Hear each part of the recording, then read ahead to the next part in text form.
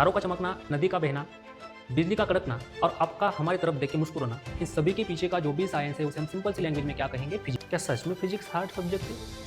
यानी कि फिजिक्स उतना ही हार्ड नहीं है जितना आप समझते हो और उतना ही इजी नहीं है जितना मैं आपको पढ़ाऊंगा। तो प्रश्न असा यानी की बेसिक मॅथमॅटिक्स म्हणून डायरेक्टली क्वेश्चन येईल का? नाही. पण डायरेक्टली क्वेश्चन येणार नाही, मग शिकायचं कशाला? क्वेश्चन येणार नाही. फिजिक्स क्या होता है?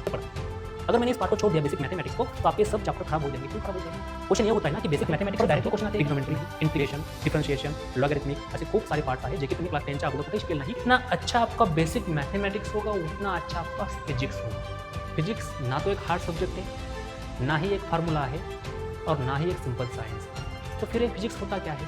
होऊ शकतं कमी मार्क्सवाला सुद्धा विद्यार्थी यासारख्या एक्झामला क्रॅक करू शकतो कि फिजिक्स होता क्या है, फिजिक्स हम क्यों पढ़ रहे हैं, फिजिक्स में किन चीज़ों का हम स्टडी करेंगे, फिजिक्स पढ़ना क्यों जरूरी होता है। इंडायसेस येतात, पॉवर माहिती आहे, इंडेक्स माहिती आहे, एक्सपोनेंट माहिती आहे, परंतु त्याच्यावरचे क्वेश्चन सॉल्व करता येत नाही। फिजिक्स वर्ड आया कहाँ से? क्या ये लॉज पहले से ही एग्जिस्ट है या सायंटिस्ट ने बनाए हुए है? आपचा अभ्यास कसा केला पाहिजे? फिजिक्स खरंच अवघड सब्जेक्ट आहे की सोपा सब्जेक्ट आहे? यांचे जे प्रिव्हियस इयर क्वेश्चन असतात म्हणजे पाठीमागे येऊन गेलेल्या पेपरमध्ये जे क्वेश्चन्स आहेत ते सुद्धा आपण या चालू रनिंग क्लासमध्ये म्हणजे लाईव्ह क्लासमध्ये सॉल्व करणार आहोत। कोणताही विद्यार्थी हुशार नसतो आणि कोणताही विद्यार्थी ढ नसतो।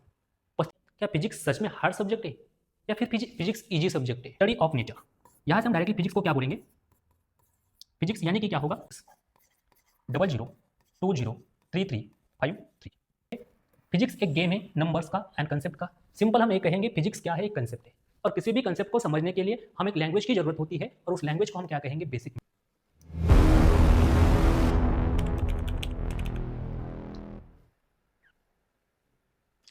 नमस्कार विद्यार्थी मित्रांनो, कशा आहात सर्वजण? सर्वप्रथम तुमचं सर्वांचं मनपूर्वक स्वागत करतो। हा आपला फिजिक्सचा फर्स्ट क्लास म्हणजे पहिला क्लास। पहिला क्लास म्हटल्यापेक्षा तुमचं नीट, JEE, MST CET किंवा मग NDAच्या प्रिपरेशनच्या प्रवासाचा हा पहिली पायरी। हा पहिला क्लास म्हणजे आपला असणार आहे ओरिएंटेशन क्लास। थंबनेल पाहून तुम्हाला समजलं असेल, वेगळा थंबनेल आहे, थांबा थोडं। Orientation class. आता या पहिल्या क्लासमध्ये मी तुम्हाला फिजिक्स शिकवणार आहे का? तर नाही।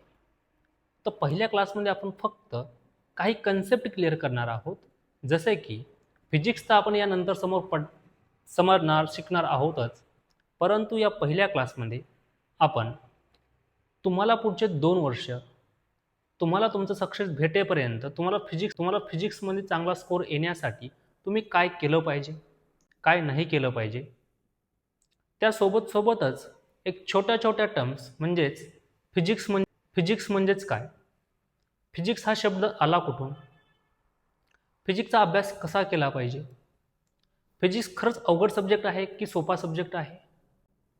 बरं, नीट, JEE, MST CET किंवा NDA यासारख्या एक्झाम फक्त हुशार मुलंच क्रॅक करू शकतात का? अशा असंख्य प्रश्नांची उत्तरं आपण या क्लासमध्ये बघणार आहोत। तुम्ही सर्वांनी वर्ग 10वा वर्ग पासआउट केलेला आहे। काहींना 35 मार्क्स मिळाले असतील, पर्सेंटेज मिळाले असतील, तर काहींना 90 अबोव मार्क्स असतील। तर तुमचा ज्यांना 35 आहे किंवा कमी मार्क्स आहे, कमी पर्सेंटेज आहे, यांनी स्वतःचा कॉन्फिडन्स कमी होऊ द्यायचा नाही किंवा मग ज्यांना 90% आहे त्यांनी ओव्हर कॉन्फिडंट व्हायचं नाही आहे। कारण एक वर्ग 10वी पर्यंतचा सिलेबस वेगळा असतो। क्लास 11th मध्ये ज्यावेळेस तुम्ही कॉम्पिटिटिव्ह एक्झामची प्रिपरेशन करता त्यावेळेस तुम्हाला तुमचं 0 पासून सुरुवात करणं खूप गरजेचं आहे। होऊ शकतं कमी मार्क्सवाला सुद्धा विद्यार्थी यासारख्या एक्झामला क्रॅक करू शकतो। कारण यासारख्या एक्झामला क्रॅक करण्यासाठी सर्वात महत्त्वाचा रूल आहे तुम्हाला खूप जास्त प्रॅक्टिस आणि सातत्य ठेवावं लागतं। ही गोष्ट मला येते किंवा फिजिक्स मला जमतंय किंवा ही टर्म मला माहिती आहे म्हणजे मी करणार नाही किंवा करू 11वी झाल्यानंतर आपण 12 मध्ये गेल्यावरती बघू, असं बघून जमणार आहे का? तर नाही। चला तर आपण बघूयात आता। सर्वप्रथम स्टार्ट करण्या अगोदर थोडं माझं इंट्रोडक्शन देतो। माझं नाव गणेश हुबाळे, प्रेमाने तुम्ही मला भैयासुद्धा म्हणू शकता। माझं एज्युकेशन MSc फिजिक्स, एक्सपिरियन्स मागील 5 वर्षापासून नीट, JEE तसेच MST CETच्या विद्यार्थ्यांना टीचिंगचा एक अनुभव आहे। भरपूर सारे सिलेक्शनसुद्धा दिलेले आहेत।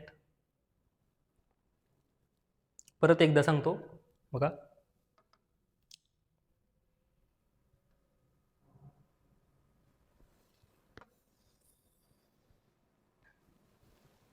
My name is Ganesh Ubale.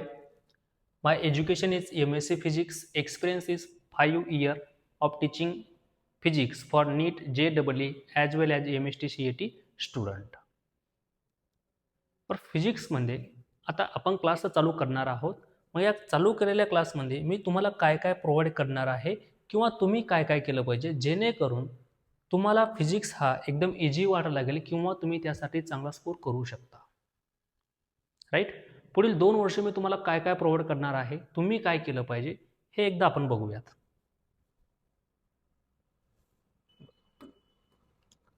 What I will provide म्हणजे माझ्याकडून तुम्हाला काय प्रोव्हाइड केल्या जाणार आहे तर एक थेअरी. ज्यावेळेस मी तुम्हाला फिजिक्स शिकवणार आहे तर फिजिक्स फक्त शिकवणार नाही तर तुम्हाला फिजिक्सच्या प्रत्येक कन्सेप्ट एकदम व्यवस्थित समजून सांगणार आहे, बेसिकपासून तर ॲडव्हान्सपर्यंत. फिजिक्सला आपण असं फील केलं पाहिजे. फिजिक्स फक्त रेक्टिफाय करणार आहोत का? नाही. फिजिक्स फक्त पाठ करून जमणार आहे का? तर नाही. फिजिक्सची प्रत्येक टर्म म्हणजे बेसिक टर्म तुम्हाला सगळ्या कन्सेप्ट क्लिअर असल्या पाहिजे जेणेकरून भविष्यामध्ये तुम्ही ती कोणतीही कन्सेप्ट विसरता कामा नये. म्हणजेच टीचिंग करत असताना माझ्याकडून तुम्हाला कंप्लीट 3 प्रोव्हाइड केल्या जाईल, बेसिक टू ॲडव्हान्स. सोबत मॅक्झिमम क्वेश्चन प्रॅक्टिस आपण क्लासमध्ये करणार आहोत, जे की खूप इम्पॉर्टंट असतं. फिजिक्स म्हणजे फक्त थेअरी आहे का? तर नाही. फिजिक्समध्ये भरपूर सारे न्यूमेरिकल्स असतात. तुम्ही भरपूर साऱ्या तुमच्या मित्रमैत्रिणीकडून ऐकलं असेल की सर्वात टफ सब्जेक्ट म्हणजे हा फिजिक्स असतो. आता खरंच फिजिक्स हा टफ सब्जेक्ट आहे की तुम्ही त्याला बनवताय? या सर्व गोष्टी आपण समोर बघणार आहोत. मॅक्झिमम क्वेश्चन प्रॅक्टिस आपण क्लासमध्येच करणार आहोत. त्यासोबत नीट, JEE आणि MST CET यांचे जे प्रिव्हियस इयर क्वेश्चन असतात म्हणजे पाठीमागे येऊन गेलेल्या पेपरमधले जे क्वेश्चन्स आहेत ते सुद्धा आपण या चालू रनिंग क्लासमध्ये म्हणजे लाईव्ह क्लासमध्ये सॉल्व करणार आहोत. सोबतच हा झाला आपला क्लासमधला पार्ट, जे की मी तुम्हाला बेसिकपासून तर ॲडव्हान्सपर्यंत पूर्ण थेअरी समजून सांगणार आहे. प्रत्येक तुम्हाला कन्सेप्ट क्लिअर झाली पाहिजे. सोबत मॅक्झिमम क्वेश्चन आपण प्रॅक्टिस करणार आहोत. त्याचसोबत तुम्हाला ऑल PYQs नीट, JEE आणि MST CET मध्ये येऊन गेलेले प्रिव्हियस इयर क्वेश्चन आपण क्लासमध्येच प्रॅक्टिस करणार आहोत. सोबत जेवढा पार्ट तुमचा क्लासमध्ये झालेला आहे, जे काही क्वेश्चन क्लासमध्ये झालेले आहेत त्याच्यावरती एक्स्ट्रा प्रॅक्टिससाठी मी तुम्हाला DPP प्रोव्हाइड करणार आहेत, म्हणजे डेली प्रॅक्टिस पेपर्स. म्हणजे ज्यामध्ये तुम्हाला रेग्युलर क्वेश्चन प्रोव्हाइड केले जातील जे की तुम्हाला होमवर्कमध्ये घरी सॉल्व करायचे. त्यानंतर अजून एक प्रश्न असा पडू शकतो, एखादा क्वेश्चन, एखादा टॉपिक, एखादी कन्सेप्ट जर का तुम्हाला क्लासमध्ये समजली नाही किंवा मग जी DPP तुम्हाला होमवर्क म्हणून दिलेली आहे या DPP मध्ये जर का काही अडचण आलीच, येऊ शकते ना. असं थोडी आहे की तुम्ही ज्या गोष्टी शिकलात त्या प्रॉपर तुम्हाला येणारच आहे म्हणून. होऊ शकतं एखादी टर्म, एखादी कन्सेप्ट तुम्हाला येणार नाही. मग यासाठी एक डाऊट सॉल्विंग सेक्शन सुद्धा असणार आहे, ज्यामध्ये तुम्हाला आलेले डाऊट, जी कन्सेप्ट तुमची क्लिअर झालेली नाही ते तुम्ही मला डायरेक्टली विचारू शकता. सोबत माझ्याकडून तुम्हाला रेग्युलर टेस्ट प्रोव्हाइड केल्या जाईल. त्याचा ॲनालायसिस तुम्हाला स्वतः करायचं आहे. जी काही अडचण येईल ते तुम्ही मला विचारसाल. सोबतच माझ्याकडून क्लास नोट्ससुद्धा तुम्हाला प्रोव्हाइड केल्या जातील. त्यासोबत शॉर्ट ट्रिकसुद्धा तुम्हाला काय केल्या जाणार आहे? प्रोव्हाइड केल्या जाणार आहे. राईट. मग ह्या सगळ्या गोष्टी तुम्हाला मी कुठं प्रोव्हाइड करणार? लाईव्ह क्लासमध्ये तर आपण फक्त सांगू शकतो. मग DPP वगैरे तुम्हाला कुठं भेटणार आहे? टेस्ट सिरीज कुठं भेटणार? शॉर्ट नोट्स कुठं भेटणार आहे? तर या ज्या गोष्टी आहेत या समजा तुम्हाला क्लासमध्ये भेटणार आहे, लाईव्ह क्लासमध्ये. परंतु DPP मॅक्झिमम क्वेश्चन प्रॅक्टिस हा जो पार्ट असणार आहे हा भेटणार आहे तुम्हाला ॲप्लिकेशनमध्ये. मग ॲप्लिकेशन कोणतं असणार आहे? सोबत मी तुम्हाला एक व्हॉट्सअप नंबर सुद्धा प्रोव्हाइड करणार आहे, ज्यावरती तुम्ही मला डायरेक्टली कॉन्टॅक्ट करू शकता काही अडचण आली तरीही. राईट. मग हा झाला माझा पार्ट. मी तुम्हाला काय प्रोव्हाइड करणार किंवा काय देणार आहे, तुम्ही काय केलं पाहिजे जेणेकरून तुम्ही फिजिक्समध्ये एक चांगला स्कोर करू शकता. राईट. तर तुम्हाला रेग्युलरली काय करायचं आहे? लाईव्ह क्लास अटेंड करायचं आहे. माझं तर म्हणणं असं आहे, लाईव्ह क्लास न करता तुम्ही रेकॉर्डेड क्लास करा, जेणेकरून तुम्ही त्याला पॉज करू शकता. जी कन्सेप्ट समजलेली आहे ती थोडी पुढं सुद्धा घेऊ शकता.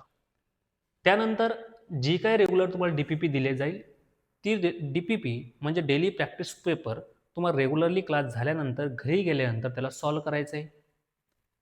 त्यानंतर तुमच्या रेग्युलर क्लास नोट्स तुम्हाला मेंटेन करायच्या आहेत. म्हणजे जे काही क्लासमध्ये शिकवलं गेलेलं आहे ती नोटबुक तुमची काय असली पाहिजे, कंप्लीट असली पाहिजे. जी काही अडचण तुम्हाला येते, जो काही डाऊट तुम्हाला आहे, हा डाऊट तुम्ही विचारला पाहिजे. त्यानंतर जे काही नोटबुक तुम्ही कंप्लीट केलेला आहे किंवा जो क्लास तुमचा झालेला आहे, याला रेग्युलरली तुम्हाला काय करायचं आहे, तर रिव्हिजन करायचं आहे. काय करायचं आहे? रिव्हिजन. विदाऊट रिव्हिजनशिवाय काही होणार आहे का दादा? नाही. रिव्हिजन सर्वात खूप महत्त्वाचं असतं.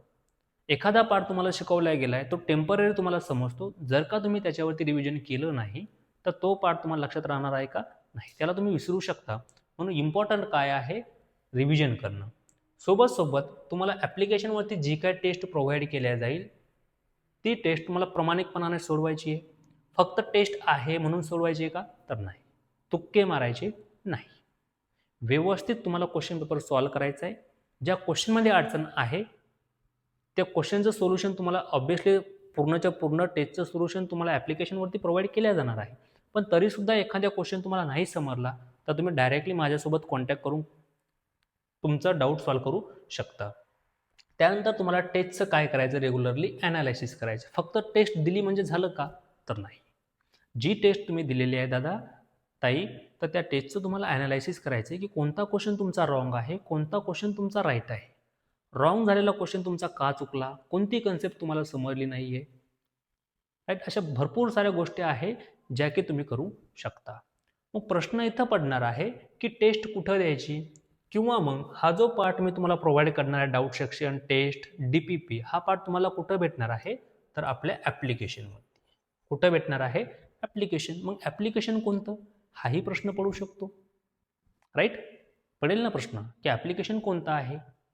चला, किंवा तुम्ही माझ्यासोबत कनेक्ट कसं होऊ शकता? तुम्हाला एखादा डाऊट आला, एखादा क्वेश्चन तुम्हाला नाही समजला, मग माझ्यासोबत तुम्ही कनेक्ट कसं होऊ शकता? त्यासाठी काय करायचं आहे? या ठिकाणी माझा एक ॲप्लिकेशनचा QR कोड मी तुम्हाला देतोय. हा जो QR कोड असणार आहे, हा ॲप्लिकेशनचा QR कोड आहे. या QR कोडला स्कॅन करून तुम्ही माझं डायरेक्टली ॲप्लिकेशन डाउनलोड करू शकता. ज्याचं की नाव असणार आहे श्री गणेश इन्स्टिट्यूट. काय असणार आहे? प्ले स्टोअरला अवेलेबल आहे, काही अडचण नाही.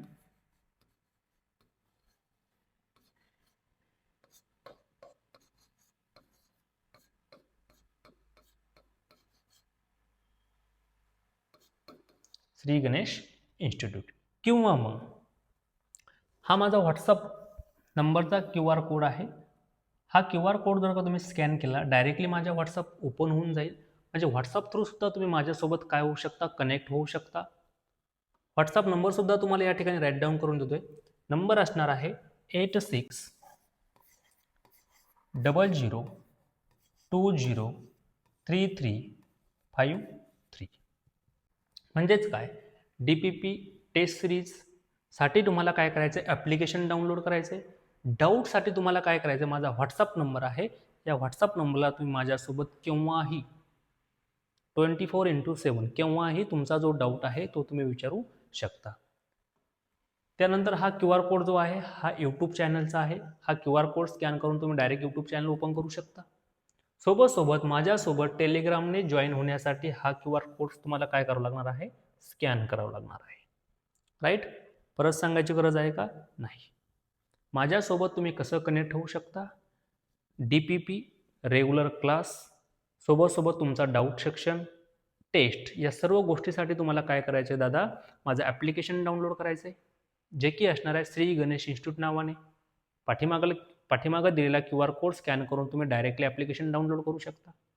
सोबतच 1 to 1 इंटरॅक्शनसाठी, म्हणजेच काही अडचण जर का आली तर डायरेक्टली माझ्यासोबत कॉन्टॅक्ट करण्यासाठी हा व्हॉट्सअप नंबर आहे 8600203353.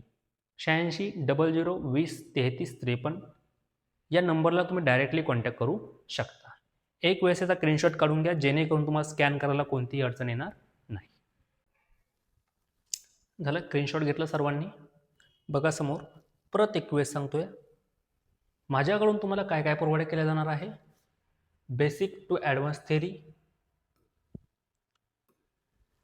काय काय भेटणार आहे दीदी तुला? बेसिक टू ॲडव्हान्स थेरी, त्यासोबत मॅक्झिमम क्वेश्चन प्रॅक्टिस, त्यानंतर NEET JEE MST CET all PIQs. हे आपण कुठं बघणार आहे? तर लाईव्ह क्लासमध्ये. कुठं बघणार आहेत आपण या गोष्टी? लाईव्ह क्लासमध्ये. त्यानंतर DPP डाऊट सॉल्विंग टेस्ट आणि क्लास नोट्स या कुठं भेटणार आहे? त्या ॲप्लिकेशनवरती. कुठं असणार आहे? तुमच्या प्ले स्टोअरला ॲप्लिकेशन अवेलेबल आहे, श्री गणेश इन्स्टिट्यूट नावाने, ज्याच्यावरती जाऊन तुम्ही डायरेक्टली ॲप्लिकेशन डाउनलोड करू शकता. परत फिजिक्समध्ये आता भरपूर ठिकाणी तुम्ही ऐकलं असाल, तुमचे मित्र मैत्रिणी कोणतरी असेल किंवा तुम्हाला कोणतरी प्रोपोगंडा करून दिला असेल की फिजिक्स खूप अवघड आहे. मग खरंच फिजिक्स अवघड आहे का? तर नाही. तुम्ही त्याला वेगळ्या दृष्टिकोनातून शिकता किंवा तुम्ही काही गोष्टी स्किप करून टाकता, ज्यामुळे तुम्हाला पाठीमागाचा पार्ट जर का तुम्ही स्किप केला तर समोर काही समजणार आहे का? तर नाही. म्हणून तुम्हाला रेग्युलरचा क्लास रेग्युलर अटेंड करायचा आहे, एकही क्लास तुम्हाला स्किप करायचा नाही. भलेही तुमचा लाईव्ह क्लास नाही जॉईन करणं झाला तर तुम्ही रेकॉर्डेड क्लास बघू शकता. तुम्हाला रेग्युलरली क्लास अटेंड करायचा आहे जर का, आणि हे मी फक्त त्या विद्यार्थ्यांसाठी बोलतोय ज्यांना काहीतरी अपेक्षा आहे, ज्यांना फिजिक्समध्ये चांगला स्कोअर करायचा आहे, ज्यांना ज्यांच्या आई वडिलांचे स्वप्न पूर्ण करायचे आहेत. कारण हा जो क्लास असणार आहे हा आपला क्लास असणार आहे नीट JEE आणि MST CET कंबाईन क्लास असणार आहे. म्हणजे शिकवताना माझा प्रामाणिक हेतू हा असणार आहे, पहिले कंप्लीट थेरी शिकवलं जाणार, त्याच्यानंतर मॅक्झिमम क्वेश्चन प्रॅक्टिस असणार आहे. मग क्वेश्चन प्रॅक्टिस कोणती असणार? ते एकदम CET लेव्हलचे क्वेश्चनपासून तर JEE ॲडव्हान्स लेव्हलचे क्वेश्चन असणार आहे. म्हणजे इझी क्वेश्चनपासून ते एकदम हार्ड क्वेश्चनपर्यंत आपण क्वेश्चन प्रॅक्टिस घेणार आहोत. सोबतच तुम्हाला रेग्युलर DPP कंप्लीट करायची आहे. जी काही DPP तुम्हाला प्रोव्हाइड केल्या जाईल त्यातला प्रत्येक क्वेश्चन तुम्हाला सॉल्व्ह करायचा आहे. जो क्वेश्चन आला नाही तो कृपया करून मला विचारसाल. तुम्हाला तुमचे रेग्युलर क्लास नोट्स मेंटेन ठेवायचे जेणेकरून रिव्हिजन करायला इझी वाटेल. त्यानंतर तुम्हाला तुमचा रेग्युलर डाऊट विचारायचा आहे, रेग्युलर रिव्हिजन करायचं आहे आणि प्रामाणिकपणाने तुम्हाला काय द्यायची? तुमची टेस्ट द्यायची. मित्राला टेस्ट द्यायला सांगायची का? नाही. मैत्रिणीला टेस्ट द्यायला सांगायची का? नाही. तुमची टेस्ट तुम्ही देणार आहात आणि जी काही टेस्ट तुम्ही दिलेली आहे या टेस्टचं ॲनालायसिससुद्धा कुणाला करायचं आहे? तुम्हाला करायचं आहे. काय चुकलं? कोणता क्वेश्चन चुकलेला आहे? क्वेश्चनवरून तुमच्या लगेच लक्षात येऊन जाईल की तुम्हाला क्वेश्चन प्रॅक्टिस करण्याची गरज आहे की नाही. कोणता क्वेश्चन चुकला? का चुकला? या गोष्टी जर का तुम्ही प्रॉपर 2 वर्ष कराल ना तर सांगतो तुम्हाला फिजिक्समध्ये कोणतीही अडचण येणार नाही. आणि यातली एकही जर का गोष्ट तुम्ही स्किप केली तर तुम्हाला फिजिक्समध्ये 101% प्रॉब्लेम येणारच आहे. फिजिक्समध्ये जर का चांगला स्कोअर करायचा असेल, फिजिक्स जर का व्यवस्थित समजून घ्यायचं असेल तर सगळ्यात पहिलं काम तुम्हाला रेग्युलरचा लाईव्ह क्लास अटेंड करणं आहे. रेग्युलर दिलेली DPP तुम्हाला सॉल्व्ह करणं आहे. तुम्हाला तुमच्या क्लास नोट्स मेंटेन ठेवायचे आहेत. सोबत तुम्हाला रेग्युलर क्लास नोट्स मेंटेन ठेवल्यानंतर जे काही शिकवले गेलं आहे याला रेग्युलर तुम्हाला रिव्हिजन करायचं आहे. रिव्हिजन झाल्यानंतर तुम्हाला टेस्ट तुमची रेग्युलर द्यायची. जी काही टेस्ट तुम्हाला प्रोव्हाइड केल्या जाईल रेग्युलर टेस्ट द्यायचे. टेस्ट झाल्यानंतर त्या टेस्टचं तुम्हाला काय करायचं? सर्वात व्हेरी इम्पॉर्टंट आहे, टेस्टचं तुम्हाला ॲनालाइज करायचं. ॲनालाइज करायचं म्हणजेच काय? कोणता क्वेश्चन चुकला? का चुकला? कशामुळे चुकला? ही कन्सेप्ट मला शिकवली गेली आहे का? शिकवले गेले तरी माझा क्वेश्चन का चुकला असेल बरं? मग शिकवलेली कन्सेप्ट मी विसरलो का? मी विसरलं पाहिजे नव्हतं. मग ती कन्सेप्ट विसरू नये म्हणून मी काय केलं पाहिजे? असे अनेक क्वेश्चन असतात. यासाठी तुम्हाला काय करायचं? तुमचा टेस्ट ॲनालाइज करायची. म्हणजे मॅक्झिमम केसमध्ये जर का तुम्ही टेस्ट देत जरी राहिले ना तर पूर्ण कंप्लीट 2 वर्षामध्ये तुमचे मॅक्झिमम क्वेश्चन प्रॅक्टिस होणार. जेवढा तुम्ही विचारसुद्धा नसेल केला एवढे क्वेश्चन तुमचे काय होणार आहे? प्रॅक्टिस होणार आहे. आणि या सर्वांसाठी मी तुम्हाला सांगितलं होतं माझं तुम्हाला काय करायचं? श्री गणेश इन्स्टिट्यूट नावाने जे काही ॲप्लिकेशन आहे हे ॲप्लिकेशन सर्व विद्यार्थ्यांनी काय करायचं? डाउनलोड करायचं आहे. काही अडचण आलीच तर माझ्या व्हॉट्सअप नंबरवरती मला काय करायचं? तुम्हाला एक वेळेस मेसेज करायचा आहे. काही अडचण नाही, चालायचं समोर. तर बघा,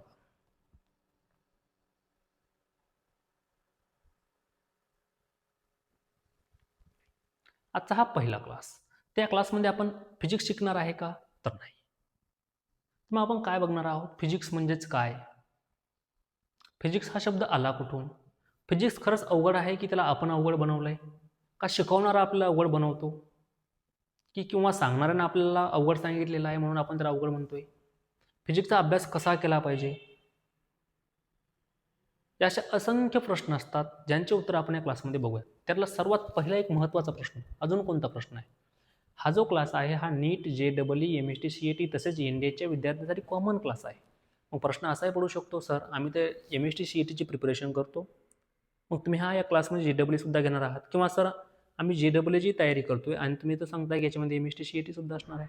तर परत एकदा सांगतो, बघ दादा, नीट असो, JEE असो किंवा MST CET असो, फिजिक्सचा जो सिलेबस आहे हा सिलेबस टोटली काय असणार आहे, सेम असणार आहे. मग डिफरन्स कुठं आहे? तर डिफरन्स आहे त्यांच्या क्वेश्चनच्या लेवलमध्ये. कुठं असणार आहे? क्वेश्चनच्या लेवलमध्ये, तुमच्या विचार करण्याच्या पद्धतीमध्ये. सिलेबस सेम असणार आहे. नीट असो, JEE असो किंवा MST CET असो किंवा NDA असो, सिलेबस सेम आहे. मग चेंजेस कुठं आहे, डिफरन्स कुठं आहे? तो क्वेश्चनच्या लेवलमध्ये.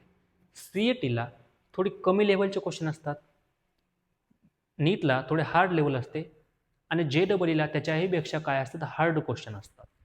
सरळ सांगण्यापेक्षा ते कन्सेप्ट क्लिअर करतो बघा.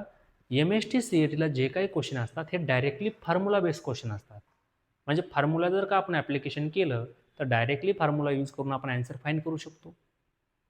नीटमध्ये थोडे कन्सेप्च्युअल क्वेश्चन असतात, थोडे हार्ड, काही ठिकाणी क्रिटिकल थिंकिंगसुद्धा असू शकते. परंतु JEEमध्ये 2 किंवा 2पेक्षा जास्त चॅप्टर, जास्त कन्सेप्ट कंबाईन केलेले असतात, म्हणजे क्रिटिकल क्वेश्चन असतात. थोडे पूर्णचे पूर्ण म्हणून नाही आहे, परंतु थोडी क्रिटिकल लेवल असते, थोडे ॲडव्हान्स लेवलचे क्वेश्चन असतात. राईट? तुम्ही सर्वजण हिंदी समजण्यासाठी सक्षम आहात का? कम्फर्टेबल आहात का हिंदीसाठी? कारण आपले जे क्लास चालणार आहेत ना, हा मॅक्झिमम केसमध्ये हिंदी चालणार आहे. परंतु मॅक्झिमम ऑडियन्स जर का हा मराठी भाषिक असला तर मराठीमध्ये सुद्धा आपण लेक्चर कंडक्ट करू शकतो, काही अडचण नाही. त्यासाठी तुम्हाला सिंपल खाली कमेंट करायचे मराठी, जेणेकरून माझ्यापर्यंत तुमचा मेसेज पोहोचला पाहिजे की जे क्लास आपल्याला घ्यायचे आहेत हे मराठीमधून घ्यायचे आहेत. राईट? अशी अपेक्षा करतो की तुम्ही सर्वजण हिंदीमध्ये कम्फर्ट असाल, काही अडचण नाही. चालतंय? चला तर आता करूयात आपण आपल्या पहिल्या क्लासला स्टार्ट. या क्लासमध्ये आपण सिंपल काय बघणार आहोत? आत्तापर्यंत मी फक्त माझं इंट्रोडक्शन सांगितलं आहे, तुम्ही काय केलं पाहिजे, मी काय प्रोव्हाइड करणार आहे, या गोष्टी आपण बघितलेल्या आहेत. थोडं आपण फिजिक्सचं इंट्रोडक्शन या क्लासमध्ये घेऊयात आणि उद्यापासून आपला रेग्युलर क्लास स्टार्ट होत जाईल. मग फिजिक्सचं इंट्रोडक्शन म्हणजेच काय? तर आपण क्लास स्टार्ट करूया आणि नंतर समजून घेऊयात. हिंदीमध्ये स्टार्ट केलं तर चालतंय, काही अडचण नाही आहे बेटा? कम्फर्ट आहात? कोणाची काही अड़चन, कोणाला काही डाउट नहीं है? चलो तो स्टार्ट करते हैं हम हमारे ओरिएंटेशन क्लास को, यानी कि अब हम देखने वाले introduction of the physics. Class start करने से पहले मैं आप सभी से एक आसान सवाल पूछना चाहता हूँ। फिजिक्स क्या है? फिजिक्स क्या होता है? कोई बता सकता है? फिजिक्स यानी कि क्या होता है? कोई कहेगा फिजिक्स एक सिंपल साइंस है, तो कोई बच्चा ये भी कहेगा कि फिजिक्स एक फार्मूला है, और कई सारे बच्चे ऐसे होंगे जिनका कहना ये आएगा कि फिजिक्स एक हार्ड सब्जेक्ट है। क्या सच में फिजिक्स हार्ड सब्जेक्ट है? नहीं तो ये फिजिक्स होता क्या है? तो सुन ले बेटा, फिजिक्स ना तो एक हार्ड सब्जेक्ट है, ना ही एक फार्मूला है, और ना ही एक सिंपल साइंस है। तो फिर एक फिजिक्स होता क्या है? चलो तो समझते हैं। आगे मैं आपको साइंस की भाषा में ही बताऊंगा कि फिजिक्स क्या होता है, उससे पहले मैं आपको थोड़ा एक फिजिक्स का जनरल आइडिया बता देता हूँ। फिजिक्स एक कंसेप्ट है, सिंपल सी लैंग्वेज में। फिजिक्स इस दुनिया की एक सबसे पावरफुल कंसेप्ट है, जिसके ऊपर ये पूरी दुनिया चल रही है। जैसे कि अगर मैंने बटन ऑन कर दिया तो फैन घूमने लगेगा, बल्ब ग्लो करने लगेगा। आप साइकिल चलाते हो, बाइक चलाते हो, ऑब्वियसली वहाँ पर बैलेंस करते हो। अगर आप किसी ऑब्जेक्ट को, किसी गेंद को ऊपर फेंकते हो, कुछ समय बाद वो ऑब्जेक्ट नीचे आने लगता है। ये सब क्यों हो रहा है? कभी सोचा है आपने इन सब के पीछे का रीज़न क्या होता है? इसके पीछे के रीज़न को समझना ही यानी कि क्या होगा, फिजिक्स होगा। लेकिन नहीं, हमें तो अभी तक स्कूलों में ये नहीं पढ़ाया गया कि फिजिक्स क्या होता है। हमें तो सिंपल इतना बताया गया है कि ये याद रख लो, ये रट लो, इसे पाठ कर लो। F equal to M A, V equal to U plus A T, कुछ फार्मूले दिए गए होंगे, उसे आपको रटने के लिए कहा होगा और उसे सॉल्व करने के लिए कहा होगा। लेकिन किसी ने आपको ये नहीं बताया होगा कि फिजिक्स होता क्या है, फिजिक्स होता क्या है, फिजिक्स हम क्यों पढ़ रहे हैं, फिजिक्स में किन चीज़ों का हम स्टडी करेंगे, फिजिक्स पढ़ना क्यों जरूरी होता है।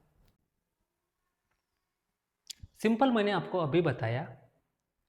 क्या फिजिक्स सिंपल एक फार्मूला है? नहीं। क्या फिजिक्स सिंपल एक सब्जेक्ट है? नहीं। तो फिर फिजिक्स होता क्या है? मैंने अभी आपको बताया फिजिक्स एक कंसेप्ट है, इस दुनिया की सबसे पावरफुल कंसेप्ट जिसके ऊपर ये पूरी दुनिया चल रही है,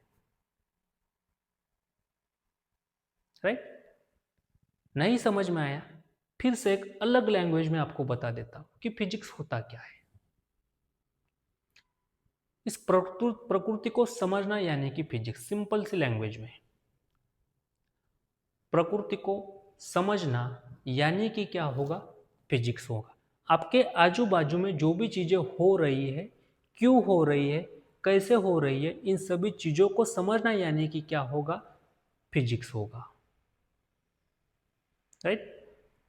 फैन चल रहा है, आपका मोबाइल चल रहा है, आपकी सांसें चल रही है, आप मुझे देख पा रहे हो, आप मुझे सुन पा रहे हो।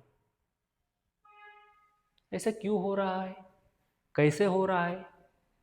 इन सभी चीज़ों के पीछे का जो साइंस है, ये सब चीज़ें क्यों हो रही है, कैसे हो रही है, इन सब के पीछे जो साइंस है उसे हम सिंपल क्या कहेंगे? फिजिक्स कहेंगे। समझ में आ रहा है? यानी कि हमारे आजू बाजू में जो कुछ हो रहा है, इन सब के पीछे का रीज़न, इन सब के पीछे की जो साइंस है उसे हम सिंपल सी लैंग्वेज में क्या कहेंगे? फिजिक्स कहेंगे। फैन चल रहा है, आपकी सांस चल रही है, आप मुझे देख पा रहे हो, आप मुझे सुन पा रहे हो, ये सब चीज़ें क्यों हो रही है? फिजिक्स की वजह से तो हो रही है।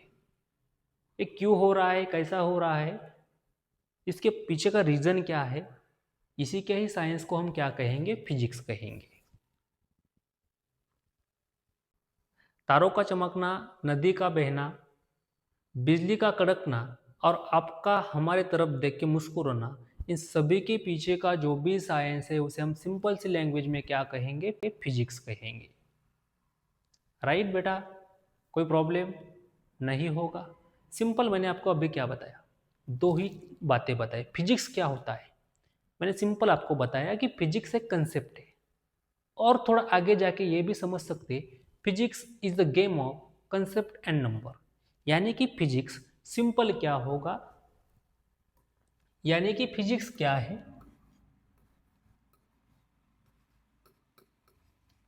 फिजिक्स यानी कि मैंने आपको सिंपल क्या बताया? Physics is the game of concept. किसका गेम होगा ये?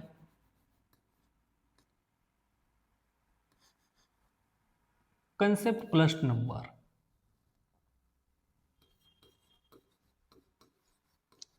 कंसेप्ट प्लस नंबर यानी कि फिजिक्स में सिंपल कंसेप्ट होगी क्या? नहीं, कंसेप्ट के साथ साथ नंबर होंगे, ढेर सारे कैलकुलेशंस होंगे, राइट? थ्योरी तो होगी होगी, उसके साथ साथ प्रॉब्लम होंगे, न्यूमेरिकल्स होंगे जिसे हमें सॉल्व करना है। बातें समझ में आ रही है? सिंपल मैंने अभी तक आपको क्या कहा? दो ही बातें कही है। फिजिक्स एक कंसेप्ट है, ये दुनिया जिस कंसेप्ट पर चल रही है, दुनिया की सबसे पावरफुल जो कंसेप्ट है उसे हम क्या कहेंगे? फिजिक्स कहेंगे। फिजिक्स सिंपल एक सब्जेक्ट है क्या? नहीं।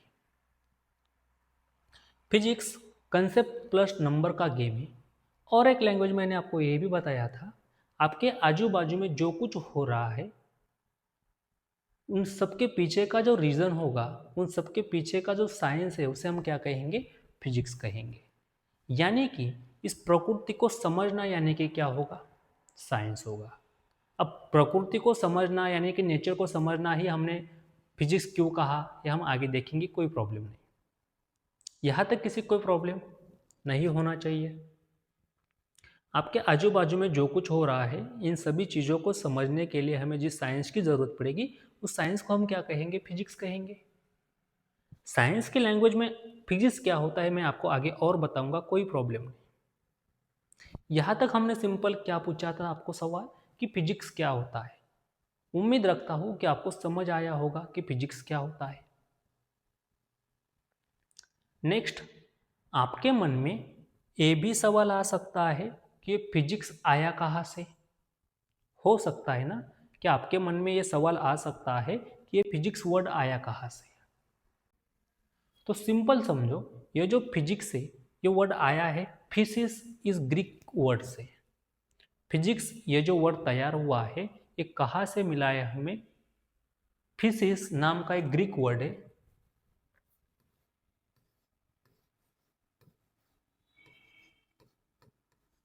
ये कौन सा वर्ड होगा आपका, ग्रीक वर्ड।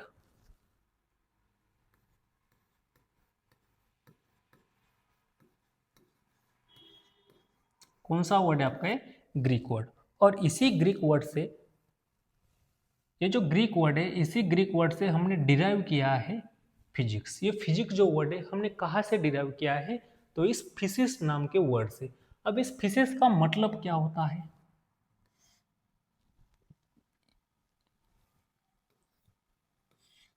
इसका सिंपल सा मीनिंग है नेचर।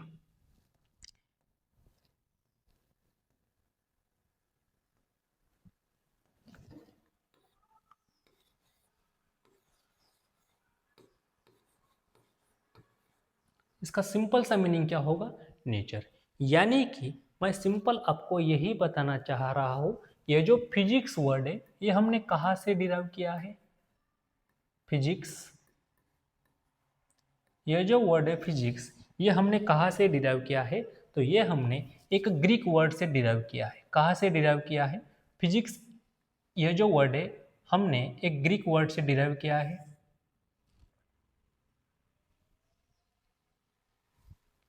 ये जो फिजिक्स वर्ड है ये हमने सिंपल एक ग्रीक वर्ड से डिराइव किया है। जो ग्रीक वर्ड कौन सा होगा हमारे पास, फिजिक्स। फिजिक्स ये जो वर्ड है हमने ग्रीक वर्ड से डिराइव किया है जिसका नाम था फिजिक्स। फिजिक्स एक ग्रीक वर्ड है और इस फिजिक्स इस ग्रीक वर्ड का सिंपल मीनिंग होता है nature.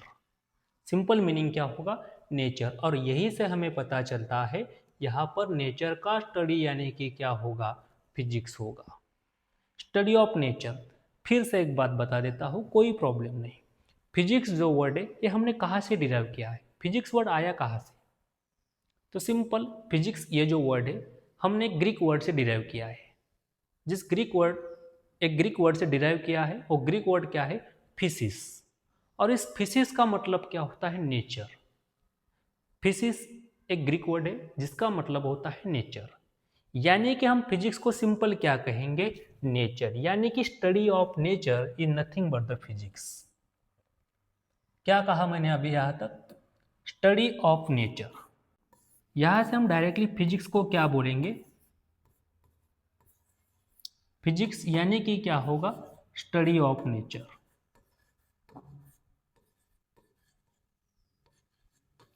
Study of nature,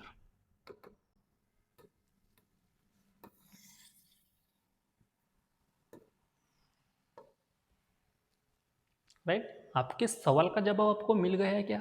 simple मैंने क्वेश्चन ये पूछा था कि ये जो फिजिक्स वर्ड होता है ये हमने कहाँ से डिराइव किया है, ये फिजिक्स वर्ड आया कहाँ से।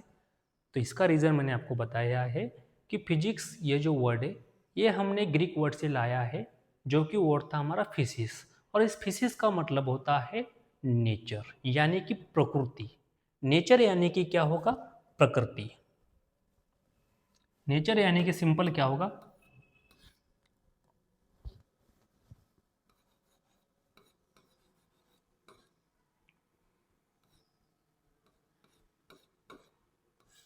यानी कि प्रकृति को समझना यानी कि क्या होगा, फिजिक्स होगा। यानी कि स्टडी ऑफ द नेचर। ये जो चीज़ें आपके आजू बाजू में हो रही है, एटमॉस्फेयर में जो भी कुछ आपके आजू बाजू में जो कुछ हो रहा है, किसकी वजह से हो रहा है, क्यों हो रहा है, कैसे हो रहा है, इन सभी चीज़ों को समझना यानी कि क्या होगा, क्या होगा यानी कि फिजिक्स होगा। इन सब के पीछे का रीज़न क्या होगा, फिजिक्स। यानी कि सिंपल हम ये कह सकते हैं, physics is nothing but the study of nature. प्रकृति में जो कुछ हो रहा है, क्यों हो रहा है, कैसे हो रहा है, उनको नियमों को समझना यानी कि क्या होगा, इनके नियमों को समझना यानी कि क्या होगा, फिजिक्स होगा। प्रकृति में जो कुछ हो रहा है, क्यों हो रहा है, कैसे हो रहा है, इसके पीछे का रीजन क्या है, इनके पीछे का नियम क्या है, इन सभी चीज़ों को समझना यानी कि क्या होगा, सिंपल सी लैंग्वेज में क्या कह सकते हैं हम, फिजिक्स कहेंगे। अभी तक मैंने आपको क्या क्या पढ़ाया। फिजिक्स सिंपल एक कंसेप्ट है, यानी कि नंबर प्लस कंसेप्ट का गेम। फिजिक्स यानी क्या कहा आपसे, फिजिक्स यानी कि सिंपल क्या बोला था मैंने अभी आपको, फिजिक्स दो ही बातें कंप्लीट की है।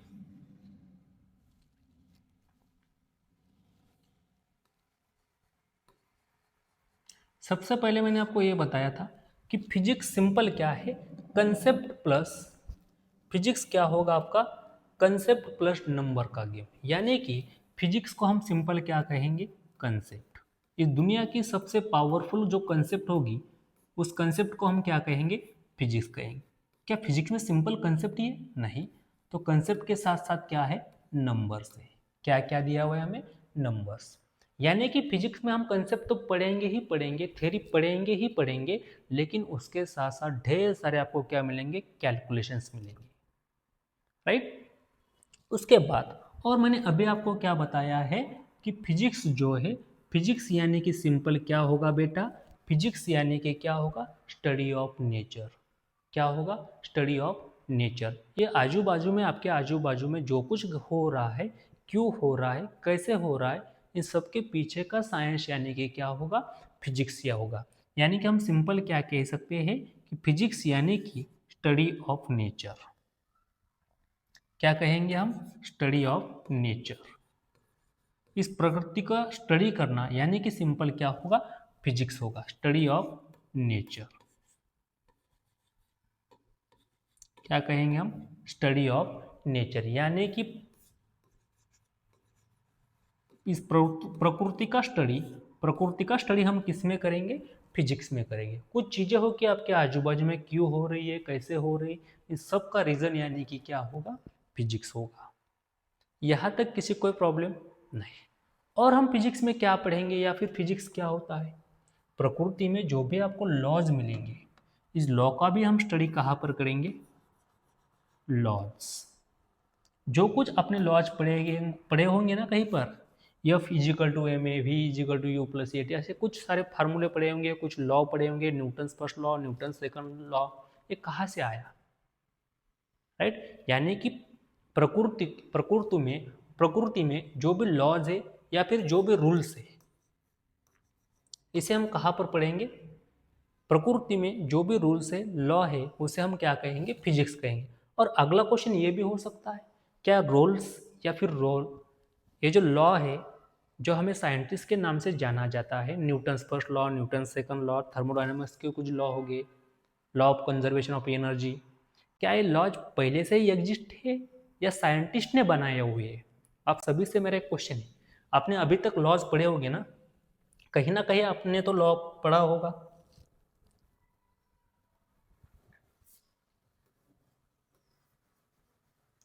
लॉज या फिर रूल्स, लॉज या फिर उसे हम क्या कहेंगे, रूल्स कहेंगे। मेरा अगला क्वेश्चन आप सभी से ये है कि ये जो लॉ है, ये साइंटिस्ट ने बनाए हुए हैं या फिर पहले से ही एग्जिस्ट थे। सिंपल सा क्वेश्चन। अभी तक आपने साइंस पढ़ा है, साइंस में आपने फिजिक्स पढ़ा होगा, फिजिक्स में लॉ भी पढ़े होंगे, या फिजिकल टू में Newton first law, Newton second law, law of conservation of energy, thermodynamics में कुछ लॉ होंगे। क्या ये लॉ पहले से ही एग्जिस्ट थे या फिर साइंटिस्ट ने बनाए हुए थे, कोई बता सकता है। सुन, ये लॉ साइंटिस्ट ने बनाया, क्या न्यूटन फर्स्ट लॉ न्यूटन ने बनाया, नहीं। ये जो लॉ थे, ये नेचर में पहले से ही एग्जिस्ट थे। क्या थे, ऑलरेडी एग्जिस्ट थे, लेकिन सिंपल उनको रिप्रेजेंट किन्होंने किया है, साइंटिस्ट ने किया है। ऑलरेडी एग्जिस्ट थे, ये जो लॉ थे ना, ये सभी लॉ ऑलरेडी एग्जिस्ट है। क्या है, ऑलरेडी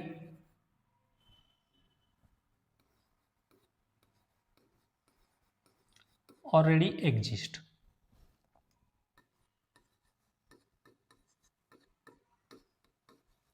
इन नेचर, नेचर में ये लॉ पहले से ही प्रेजेंट थे, लेकिन सिंपल पता थे क्या किसी को? नहीं। इनको रिप्रेजेंट किसने किया है? तो साइंटिस्ट ने किया है। यानी कि नेचर में जितने भी लॉ, या आपने कई साइंटिस्ट के नाम पर जो भी लॉ पढ़े होंगे, जो भी रूल आपने देखे होंगे, every action there is equal and opposite reaction, क्या न्यूटन आने के बाद ही एवरी एक्शन को अपोजिट रिएक्शन मिल गया क्या? नहीं, ये पहले से ही एग्जिस्ट था, लेकिन हमें पता नहीं था। ये हमें किन्होंने बताया है? न्यूटन ने बताया। इसलिए हमने उस लॉ को क्या नाम दिया है? Newton's third law. क्या है Newton's third law? Every action there is equal and opposite reaction. Right? क्या आपको ये सभी चीजें पता थी इससे पहले? नहीं पता होगी शायद। ये जो रूल है, ये रूल पहले से ही एग्जिस्ट थे, साइंटिस्ट ने सिंपल उन्हें रिप्रेजेंट करने की कोशिश की है, उन्होंने उसे खोज निकाला है। ऐसे क्यों हो रहा है, क्या हो रहा है, इन सब के पीछे का जो रीजन होगा, वहां से किसकी खोज निकाली है? लॉज और रूल्स की। यहां तक किसी कोई प्रॉब्लम नहीं होगा। समझ में आ रहा है फिजिक्स यानी कि क्या होगा?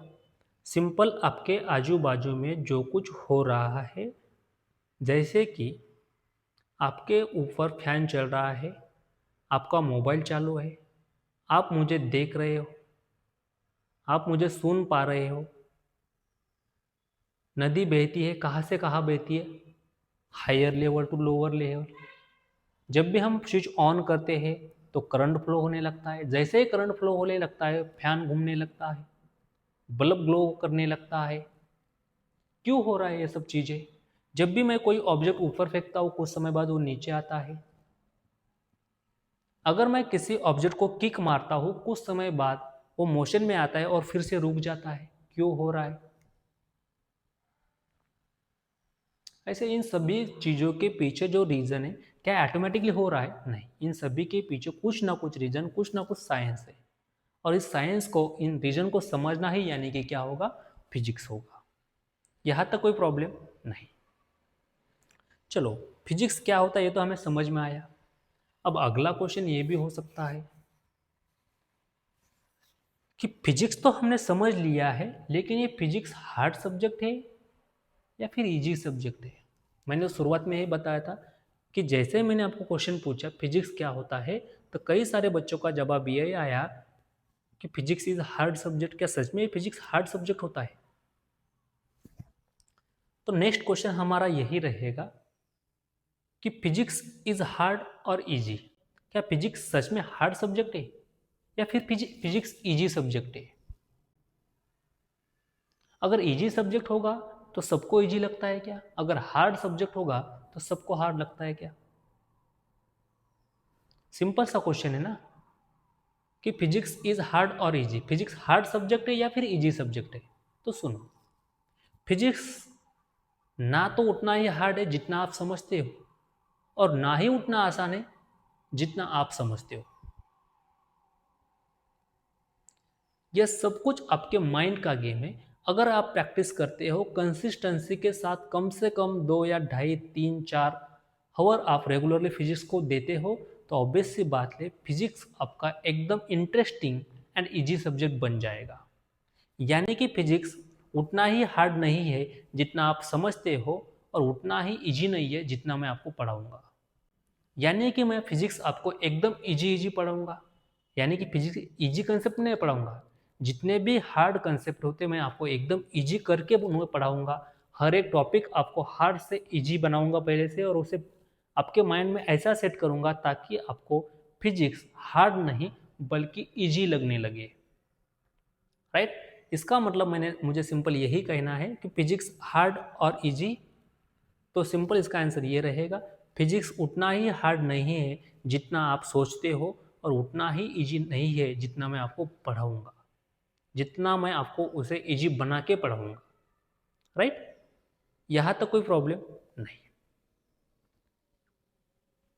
और अब आप बोलोगे कि सर आपने तो पहले बताया था, आपने तो फिजिक्स सिंपल हमें ऊपर ऊपर से बताया कि फिजिक्स क्या है, लेकिन हमने क्लास 10 में या क्लास 10 तक किसी टीचर ने हमें यह भी बताया था, कुछ अलग से डेफिनेशन हमसे रटाई गई थी कि फिजिक्स क्या होता है। कुछ अलग ही डेफिनेशन, लंबी चौड़ी डेफिनेशन हमें दी गई थी, और हमें कहा गया था ये डेफिनेशन को रट के लाओ, और हमने वो काम भी किया था। क्या फिजिक्स सच में रटने की चीज़ है? नहीं। जब तक आप फिजिक्स को रटोगे, हाँ रटना क्या है आपको और याद क्या रखना है, फार्मूला, वो भी प्रैक्टिस करके करके याद रखना, डायरेक्टली रटने की चीज़ नहीं है। तब ये कहोगे कि आपने तो हमें फिजिक्स बताया, लेकिन आपने हमें फिजिक्स का वो पार्ट नहीं बताया जो हमने हमारे टीचर ने हमसे लंबी चौड़ी डेफिनेशन बताई है। चलो एक बार उसे ही देख लेते हैं, ताकि आपको भी समझ आए कि मैं भी सही पढ़ा रहा हूँ। आपके टीचर ने आपसे कौन सी वाली लंबी चौड़ी डेफिनेशन रटवा ली थी, क्या आपको याद है? की होगी ना आपने सभी ने क्लास 10 तक। क्या बताया था उन्होंने कि physics is the study of matter, energy, space, time, as well as study of natural laws. क्या कहा था? Simple, physics is the study of matter, energy, space, time, as well as natural law. यानी कि matter का study किस में करेंगे हम? फिजिक्स में करेंगे। एनर्जी का स्टडी किस में करेंगे? फिजिक्स में करेंगे। टाइम का स्टडी फिजिक्स में करेंगे। और स्पेस का स्टडी भी हम कहाँ पर करेंगे? फिजिक्स में करेंगे। और सबसे इम्पोर्टेंट जो कि मैंने इससे पहले आपको बताया है, स्टडी ऑफ नेचुरल लॉज, यानी कि नेचर में जो चीज़ें हो रही है इन सभी का स्टडी, ये जो रूल बने हैं इन सब का स्टडी हम कहाँ पर करेंगे? फिजिक्स में करेंगे। राइट? यहाँ तक किसी कोई प्रॉब्लम नहीं। अब यहाँ पर जो 4 चीज़ों मैंने आपको बताई है, कौन सी? Physics is the study of, किसका study? Matter, space, energy, time and natural law. ये जो 5 चीज़ें हैं इनके बारे में कंप्लीटली स्टडी हम कहाँ पर करेंगे? पूरे हमारे क्लास 11th एंड 12th में। मैटर क्या होता है? मैटर के फॉर्म कौन से होते हैं? एनर्जी क्या है? कितनी टाइप की एनर्जी होती है? स्पेस क्या है? टाइम क्या होता है? नेचुरल लॉ कौन से? इन सभी चीज़ों के बारे में 1 बाय 1 डीपली स्टडी हम कहाँ पर करेंगे? क्लास 11th में। मैटर क्या होता है, एनर्जी क्या होती है, आपके मन में जो कुछ सवाल है आप सबके सवालों का जवाब आपको इस मेरे क्लास में, जो फिजिक्स का कंप्लीट 11th एंड 12th की क्लास होने वाली है, इस क्लास में आपको मिल जाएगा। तो अभी तक मैंने आपको क्या बताया है? सिंपल फिजिक्स क्या होता है। फिजिक्स के 4-5 डेफिनेशन हमने देख लिए हैं। कौन से डेफिनेशन हमने देखी थी? सिंपल समझा है। क्या क्या देखा है हमने अभी तक? देखो, ये जो साइंस की लैंग्वेज में हम फिजिक्स को बोलेंगे वो क्या कहा है? फिजिक्स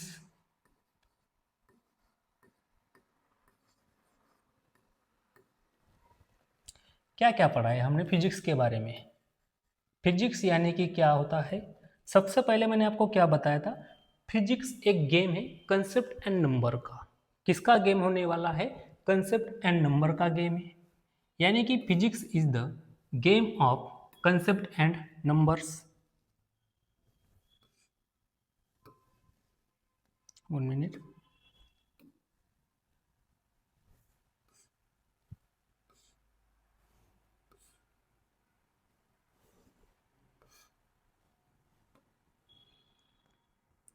क्या कहा था हमने फिजिक्स के बारे में?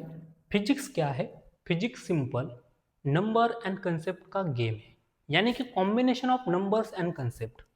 यानी कि फिजिक्स में हमें कंसेप्ट तो पढ़ना ही पढ़ना होगा, लेकिन उसके साथ साथ हम क्या पढ़ेंगे? नंबर्स पढ़ेंगे। यानी कि concept plus